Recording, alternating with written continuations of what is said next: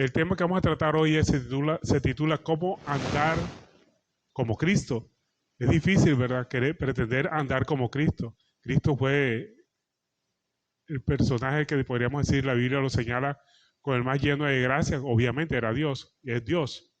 Entonces, la Biblia nos enseña por todas partes que tenemos que andar como anduvo Cristo. Pero ¿cómo andaba Cristo? Bueno, vamos a ver cómo andaba Cristo según la palabra de Dios. Para lo cual los invito a que abran sus Biblias en el libro de Primera de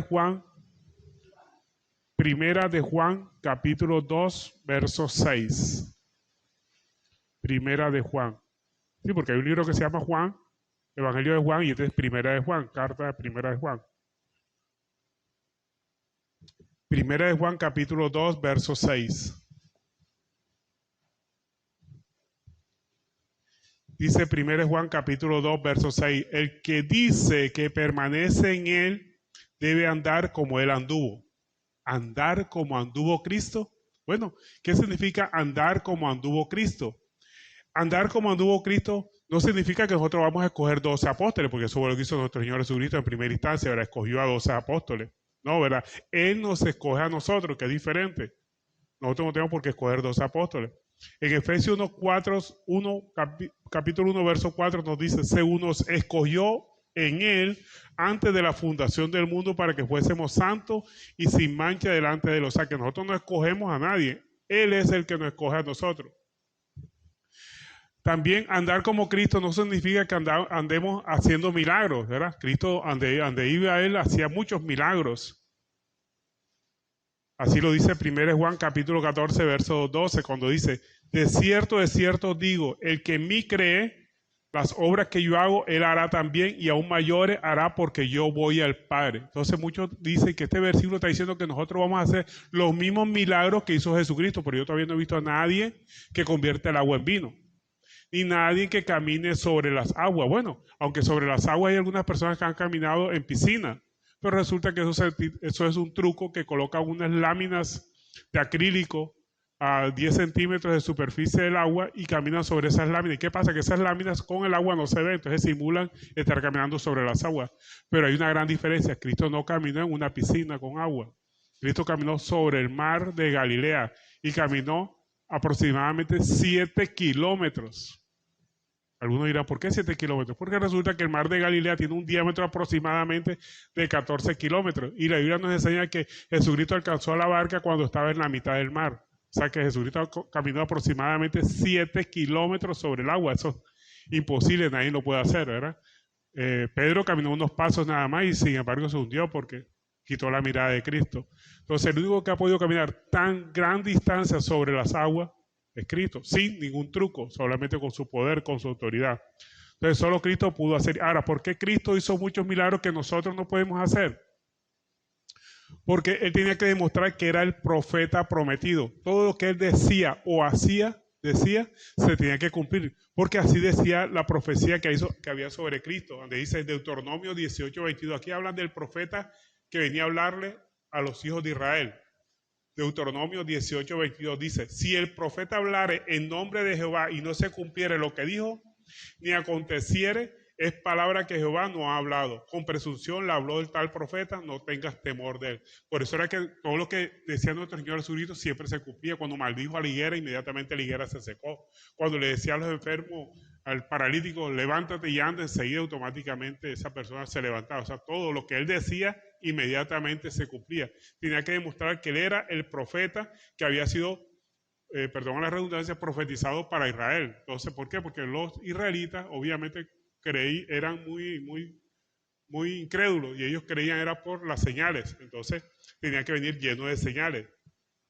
Tenía que demostrar que él era el profeta prometido. Pero estas señales eran para los judíos.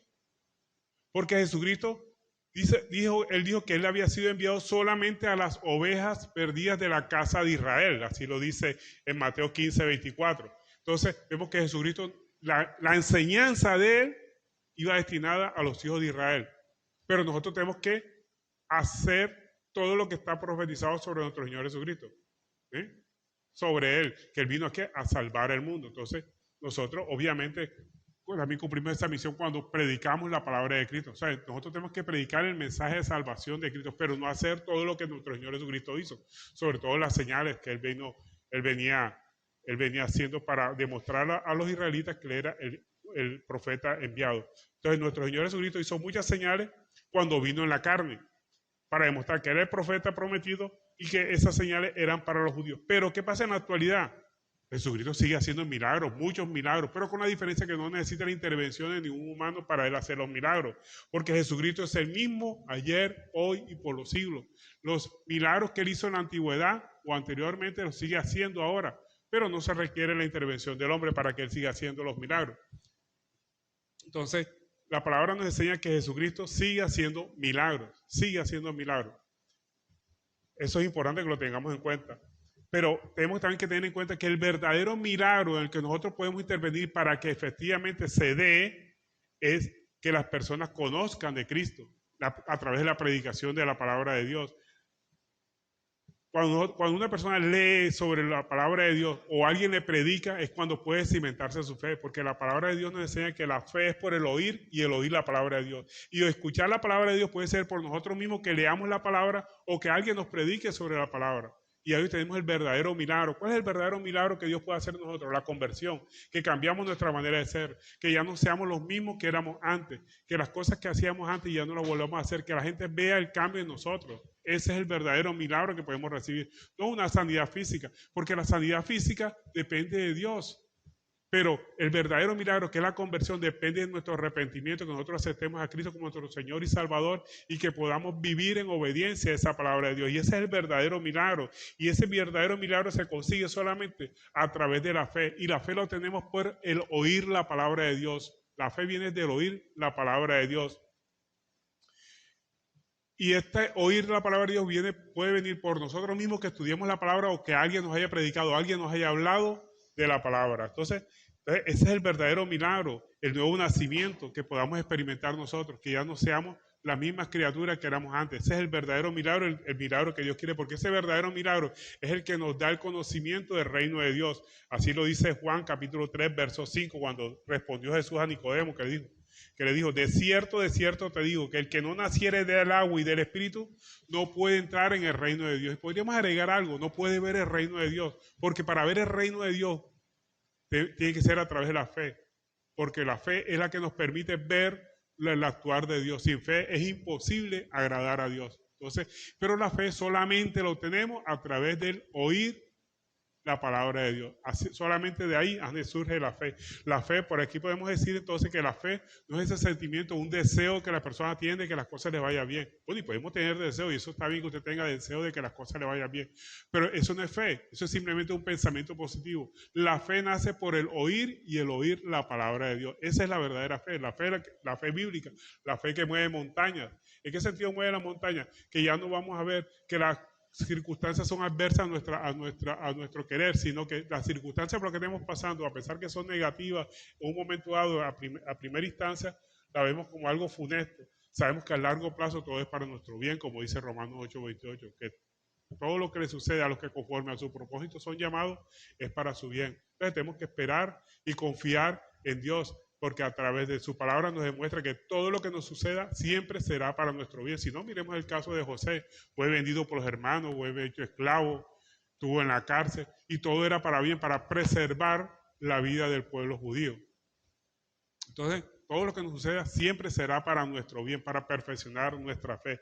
Entonces, vemos que el verdadero milagro es ese, el de la conversión. Entonces, nosotros no estamos destinados a hacer esas obras milagrosas que hizo nuestro Señor Jesucristo, como caminar sobre el agua, o convertir el agua en vino, o decirle a un paralítico, camina, anda y camina, suelta tu cama, deja tu cama. No, eso solamente le corresponde a nuestro Señor Jesucristo. Y la misericordia de Él que la puede seguir y la sigue haciendo en estos momentos. Pero ya eso no depende de la fe nuestra, sino del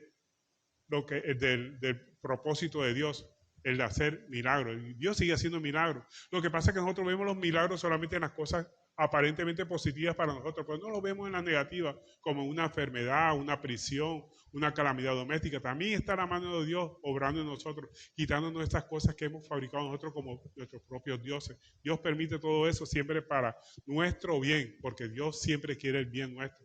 Lo que pasa es que los pensamientos de Dios no son como los pensamientos de nosotros. Y a veces queremos darle consejos a Dios, ¿verdad? Señor, si tú hicieras tal cosa, yo fuera feliz. Señor, si tú me dieras tal cosa, también fuera feliz. Resulta que Dios no está interesado en hacernos feliz. Dios está interesado en salvarnos de nuestra vana manera de vivir. Eso es lo que Dios quiere.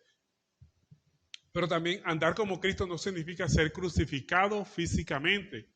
Realmente lo que significa estar crucificado es crucificado nuestros deseos, nuestras pasiones, que ya no hagamos lo que nosotros queríamos hacer antes, que era muchas veces contrario a la palabra de Dios.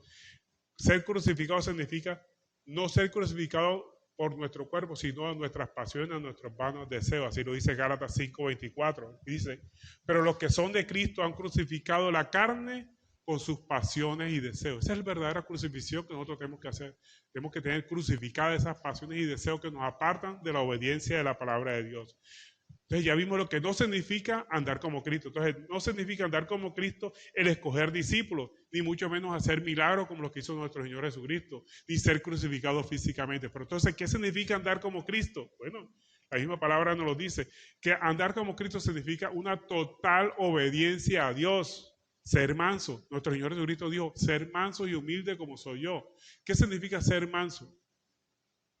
Ser manso significa que echemos atrás el espíritu de rebeldía a la palabra de Dios. Antes éramos rebeldes a la palabra, la escuchábamos pero no la obedecíamos. Eso es ser rebelde, porque muchos leen la palabra de Dios y la ven muy bonita, llena de amor, llena de mucho aprecio hacia las demás personas y hacer las cosas bien, pero al momento de practicarla no lo hacemos. Por eso la palabra de Dios dice que ella es dulce a nuestro paladar, pero amarga cuando la ponemos por obra, cuando la digerimos, cuando la vamos a querer poner por obra, esa palabra es amarga, como cuando el Señor nos dice, si te dan una mejilla, pon la otra, te volvés una mejilla, pon la otra, ¿verdad? Se oye muy bonito, pero en la práctica muy difícil, ¿verdad? Como cuando usted hace un favor y no se lo agradece y esa persona le vuelve a pedir otro favor, dice, oh, no me agradeciste aquella vez, ahora no te hago el favor, ¿no? O sea, la palabra de Dios nos dice que sigamos haciendo el bien, aunque nos paguen mal. Eso es poner la otra mejilla. Sigamos haciendo el bien, aunque nos paguen mal, aunque no reconozcan la actividad que nosotros hacemos benéfica hacia esa persona, porque no la hacemos para ella, realmente la hacemos para Dios. Y si la hacemos para Dios, nuestro pago, por así decirlo, va a venir de Dios, no de la persona. No esperemos que las personas nos agradezcan, porque no lo hacemos para la persona, lo hacemos para Dios. Entonces, de Dios vendrá nuestro pago, de Dios vendrá nuestra gratificación. Así que sigamos haciendo siempre el bien, así nos paguen mal. Por eso en 1 Pedro 2:21, mira lo que nos dice 1 Pedro 2:21 con respecto a cómo éramos antes, cómo éramos de rebelde. Dice 1 Pedro 2:21. Pues para esto fuiste llamado, porque también Cristo padeció por nosotros, dejándonos ejemplo para que sigáis sus pisadas, el cual no hizo pecado ni se halló engaño en su boca, quien cuando lo maldecían no respondía con maldición. Fíjese usted, lo maldecía y no respondía con maldición. Como padecía, no amenazaba, sino que encomendaba la causa a aquel que juzga justamente, quien llevó él mismo nuestros pecados en su cuerpo sobre el madero para que nosotros estamos muertos a los pecados, vivamos en la justicia y por cuya herida fuiste sanado. Aquí muchos utilizan este versículo que dice, por tus heridas fuimos sanados. Entonces, por las heridas de Cristo yo soy sano de todas las enfermedades. No está hablando de enfermedades físicas, está hablando de la mayor enfermedad espiritual que todos los seres humanos padecemos, que es el pecado. Por su llaga fuimos librados del pecado. Su sangre preciosa limpia nuestra conciencia, nuestra vana manera de vivir. Esa es la verdadera enfermedad que tiene toda la población humana, que es el pecado. Entonces, por su llaga fuimos sanados de ese pecado, de esa vana manera de vivir. Entonces, andar como Cristo significa una total obediencia a Dios, es decir, ser mansos a la palabra porque antes éramos rebeldes. Pero también andar como Cristo significa un servicio afectuoso a las personas, ser humilde. ¿Y qué significa ser humilde? Tratar a los demás como si fueran superiores a nosotros. Así nos hagan mal, así hablen mal de nosotros, así nos calumnien, así nos maltraten. Tenemos siempre que pagar bien, aunque nos paguen mal. Buscar la paz con todos, aún con los más pesados, aún con los más ofensivos, aún con esas personas que son difíciles de tratar. Siempre tenemos que hacer el bien. Así nos lo dice Romanos capítulo 12, verso 17, que nos dice, no paguéis a nadie mal por mal. Procurar lo bueno delante de todos los hombres. Si es posible, en cuanto depende de nosotros, estad en paz con todos los hombres. Siempre busquemos la paz con todos los hombres, es lo que el Señor quiere. Eso significa andar como Él anduvo. A pesar que le hacían mal, a pesar que lo escupían, a pesar que le hacían cosas malas, lo calumniaron, Él siempre hacía el bien a todas las personas. Pero ¿qué pasa si nosotros somos desobedientes a la palabra de Dios en un momento dado y de pronto no somos humildes, sino que somos soberbios con alguien? Porque eso nos puede pasar a los cristianos. No crean que los cristianos no pecan. Podemos ser rebeldes en un momento dado o no ser humildes, sino ser presuntuosos ante las demás personas. Dice que si fallamos, pidamos perdón. Pidamos perdón primero a Dios y segundo al prójimo que hayamos ofendido. Entonces, ¿por qué? Porque abogado tenemos para con el Padre a nuestro Señor Jesucristo. Y eso significa que nosotros como cristianos, como pastores, como ministros del Señor podemos pecar, pero siempre estar pendiente de que si pecamos, tenemos abogado con nuestro Señor, con nuestro Padre Celestial, tenemos a Cristo que es nuestro abogado, nuestro intercesor para con el Padre, que es Jesucristo el justo. Así nos lo dice 1 Juan capítulo 2, verso 1. Así que si alguna vez hemos fallado, hemos ofendido a alguien o hemos sido rebeldes a la palabra de Dios, pidamos perdón primero a Dios y segundo al prójimo. Eso significa andar como Cristo anduvo. O sea, andar como Cristo anduvo significa una total obediencia a Dios y tener un servicio afectuoso con las demás personas, así sean pesadas con nosotros, así nos calumnien, así nos maltraten. Y si fallamos, pues recurramos a nuestro Señor Jesucristo, que es nuestro abogado, nuestro intercesor para con el Padre. Entonces, ¿qué significa andar con Cristo? Andar como anduvo Cristo significa caminar, o sea, seguir un camino. Y realmente en la vida tenemos dos caminos. Hay un camino ancho que tiene una puerta ancha. Y también la Biblia nos enseña que hay un camino angosto que tiene una puerta angosta. Así nos lo dice en Mateo 7:13, que nos dice, 7:13, que nos dice, entrad por la puerta estrecha. Hay una puerta estrecha, ¿verdad? Que es la que nos dice que nos manda a entrar por la puerta estrecha. Porque ancha es la puerta, o sea que hay un camino que tiene una puerta estrecha y hay un camino ancho que tiene una puerta ancha, dice. Porque ancha es la puerta y espacioso el camino que lleva a la perdición, o sea, a la muerte. Y muchos son los que entran por ella. Y el verso 14 nos dice, porque estrecha es la puerta y angosta es el camino que lleva a la vida, o sea, a la salvación. Y pocos son los que la hallan. Entonces, hay un camino ancho que tiene una puerta ancha, que es fácil entrar en él. ¿Por qué es fácil? ¿Por qué significa una puerta ancha?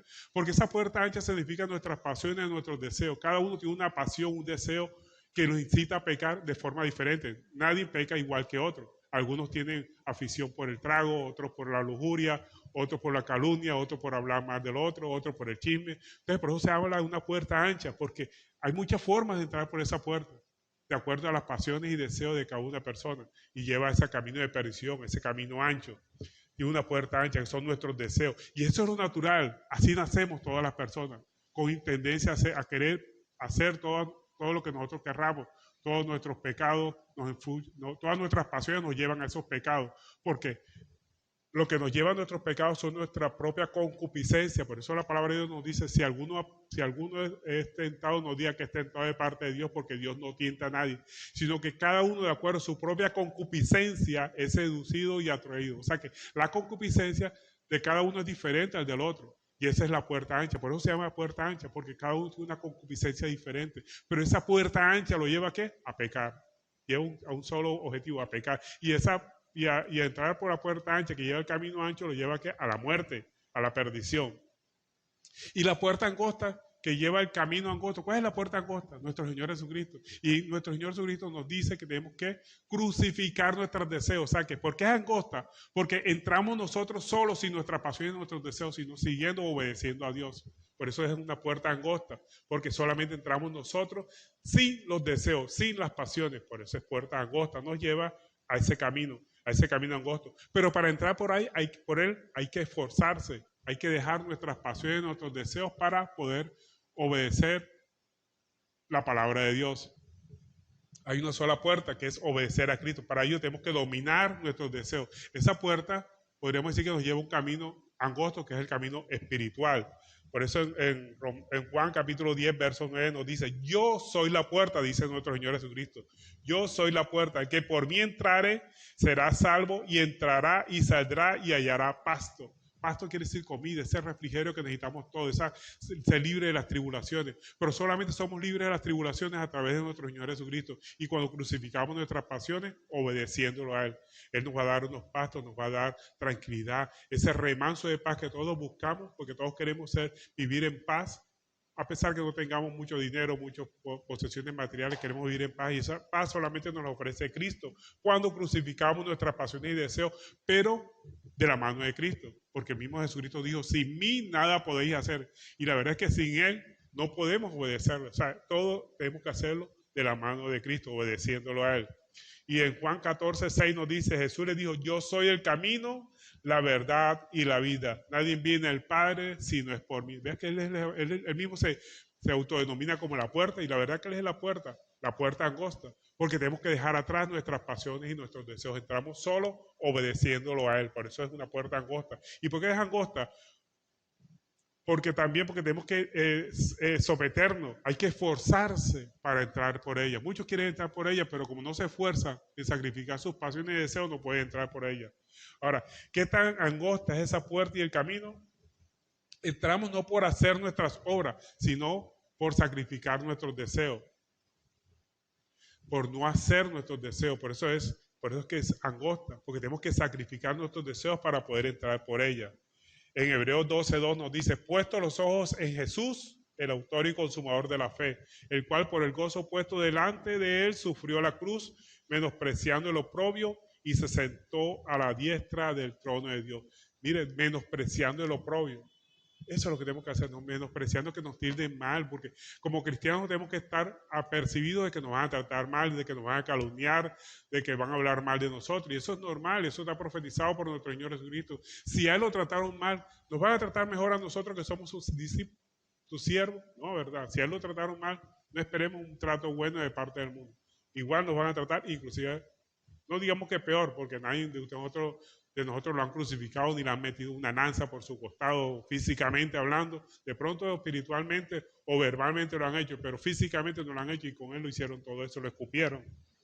Pero con nosotros no han hecho eso, nomás con que hablen mal de nosotros nos vamos a sentir mal. No, sigamos adelante. Al contrario, sintámonos contentos de que el mundo no nos aprecie, porque es lo normal que el mundo no nos aprecie ni nos aplauda por lo que nosotros hacemos. Al contrario, nos van a señalar como los canzones, como los anticuados, como los religiosos, todo por seguir a Cristo. Y eso es normal que eso suceda, va a suceder y está profetizado por nuestro Señor Jesucristo. Y si Él lo dijo, obviamente que se va a cumplir, porque todo lo que nuestro Señor dijo, se cumple.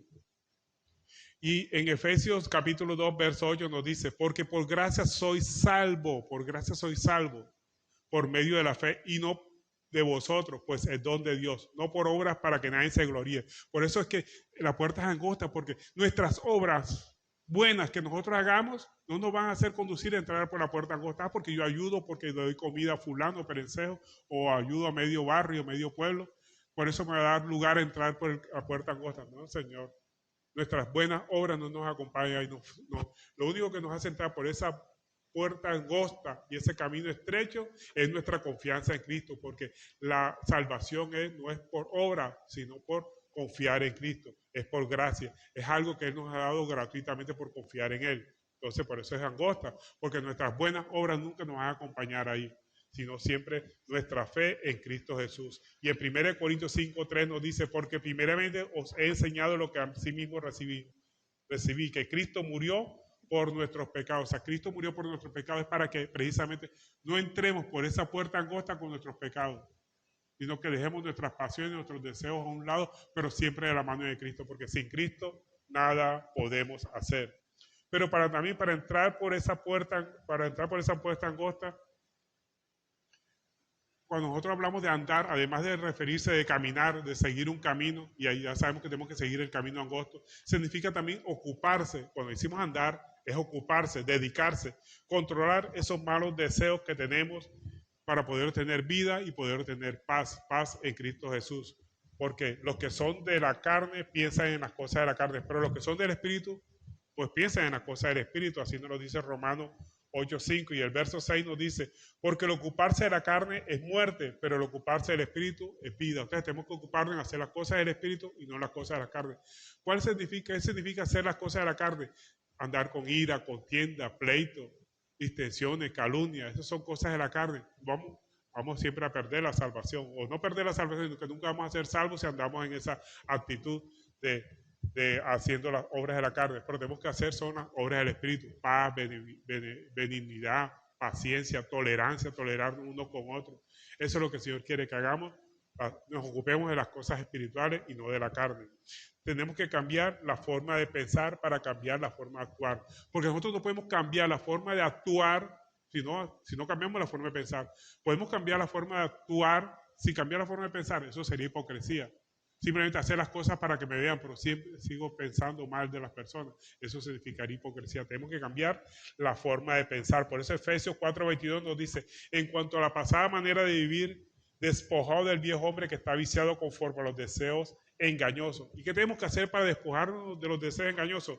El verso 23 nos lo responde: renovaos en el espíritu de vuestra mente. O sea, cambiemos la forma de pensar, que no sigamos pensando como pensábamos antes, sino que ahora todo nuestro pensamiento esté dominado por la palabra de Dios, esté influenciado por la palabra de Dios. Eso significa renovar el espíritu de nuestra mente, y vestidos del nuevo hombre, creado según Dios, en justicia y santidad en la verdad. Entonces, el que dice que permanece en él debe andar como él anduvo. ¿Qué significa andar como él anduvo? Significa caminar, ¿verdad? Ir de un lugar a otro, dejarse gobernar por la palabra de Dios. Eso significa caminar como caminó Cristo. Cristo siempre quería hacer la voluntad del Padre, dejarse guiar por Dios. Y precisamente porque Cristo vivió de acuerdo a la voluntad de su Padre Celestial. Tenemos que ocuparnos, satisfacer las cosas del Espíritu y dejar de satisfacer los deseos de la carne. Y cuando hablo de los deseos de la carne, no significa comer, ¿verdad? Porque nosotros todos necesitamos comer. Cuando habla de no hacer las obras de la carne, son aquellas obras que están fundadas en nuestras pasiones, en nuestras concupiscencias, que nos impulsan a pecar. Tenemos que dejar de hacer eso. Porque el ocuparse de la carne, nosotros lo hacemos naturalmente, es lo natural, pero cuando conocemos la palabra de Dios, sacrificamos el viejo hombre y empezamos a vivir en una vida de servicio. Una vida de servicio primero a Dios para no satisfacer los deseos de la carne, y una vida de servicio con respecto al prójimo. Para concluir, podríamos decir que andar como Cristo anduvo significa estar muerto a nuestras pasiones y nuestros deseos, que ya no hagamos mal lo que antes queríamos hacer. Entender que nuestro cuerpo es ese instrumento de los malos deseos. Tenemos que sacrificar nuestros deseos para que nuestro cuerpo, a través de nuestro cuerpo, no hagamos lo que queríamos hacer antes. Y eso es una lucha permanente. Esa es la verdadera lucha espiritual, de no hacer lo que nuestras pasiones, nuestros deseos quieren hacer. Esa es la verdadera lucha espiritual. Y esa lucha la tendrán todos los días. Esa lucha es permanente. Tenemos que estar vivos para Dios. Por su gracia vencemos la lucha espiritual. Y eso significa ir contra la corriente, ir contra el mundo. El mundo siempre quiere que nosotros hagamos lo que ellos hacen. Eso es una lucha espiritual que tenemos todos los días. Tenemos que, a través de la fuerza humana, no podemos controlar nuestros deseos. Tenemos que controlar nuestros deseos con el poder de su espíritu. O sea, la palabra de Dios es la que nos da la fortaleza para vencer la carne. Acogemos lo que Dios demanda. Dios quiere que nosotros seamos mansos, mansedumbre, que vivamos en mansedumbre. 1 Corintios 12:9, el apóstol Pablo, guiado por el Espíritu Santo, nos da la clave para que podamos dominar la carne. 2 Corintios capítulo 12, verso 9. Él mismo le había dicho al Señor, él le había pedido al Señor que le quitara esa intención de hacer lo malo, ¿verdad? El aguijón en la carne que él tenía. Entonces, ¿qué le respondió el Espíritu? Le dijo: bástate mi gracia, porque mi poder se perfecciona en la debilidad. Entonces dice el apóstol: por tanto, de buena gana me gloriaré más bien en mis debilidades, para que repose sobre mí el poder de Cristo. O sea, que Dios no nos va a quitar esa inclinación a pecar. Tenemos que combatir con esa inclinación a pecar, porque esa inclinación a pecar nos va a mostrar las cosas malas en un momento dado, y tenemos siempre que aplicar siempre la palabra de Dios. La palabra de Dios debe ser la lámpara a nuestros pies, que nos guíe nuestro andar. Entonces, cuando cogemos lo que Dios manda, no por nuestros deseos, sino por el poder del Espíritu Santo, porque con nuestra fuerza no podemos dominar los deseos carnales. Siempre tiene que ser con el poder de Dios, para que estemos muertos al pecado, pero vivos para Dios, para que no reine el pecado en nuestro cuerpo mortal. Así nos lo dice Romanos 6:11. Los que quieren profundizar sobre eso, los invito a que lean Romanos 6:11. Entonces, andar como anduvo Cristo significa usar fuerzas, no nuestras, Porque nosotros no podemos luchar contra nuestras pasiones y nuestros deseos, sino con su fuerza, con el poder de su fuerza. Con nuestra fuerza es imposible que podamos dominar nuestra naturaleza carnal, nuestra naturaleza pecaminosa, porque luchamos contra poderes espirituales. ¿Cuáles son esos poderes espirituales? Nuestros pensamientos, que nos llevan muchas veces a pecar. Por eso la Biblia nos habla de que tenemos que renovar nuestra manera de pensar. Porque la manera de pensar es la que nos lleva a actuar. Por eso en Efesios 6:12 nos dice, no tenemos lucha contra carne y espíritu, contra carne y sangre, sino contra principados, contra potestades, contra los gobernantes de las tinieblas de este siglo, contra huestes espirituales de maldad en las regiones celestes. Entonces, tenemos que ganar esta lucha espiritual con las fuerzas de Cristo, no con nuestras fuerzas, sino con su fuerza, con su conocimiento, con sometimiento a Cristo.